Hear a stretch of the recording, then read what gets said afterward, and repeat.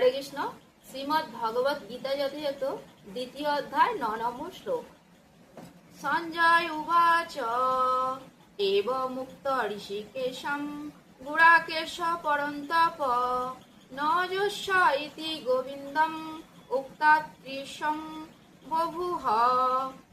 অনুবাদ: সঞ্জয় বললেন, এভাবে মনোভাব ব্যক্ত করে গুড়াকেশ অর্জুন তখন ঋষিকেশকে বললেন, হে গোবিন্দ, আমি যুদ্ধ করব না। এই বলে তিনি মৌন হলেন। তাৎপর্য: ধৃতরাষ্ট্র যখন শুনলেন অর্জুন যুদ্ধ না করে ভিক্ষাবৃত্তি গ্রহণ করে জীবন ধারণ করবেন, তখন তিনি মনে মনে খুবই আনন্দিত হয়েছিলেন। কিন্তু তাকে নিরাশ করার মানসে সঞ্জয় তাকে জানিয়ে দিলেন, অর্জুন হচ্ছেন পরন্তপ, অর্থাৎ শত্রুর বিনাশকারী।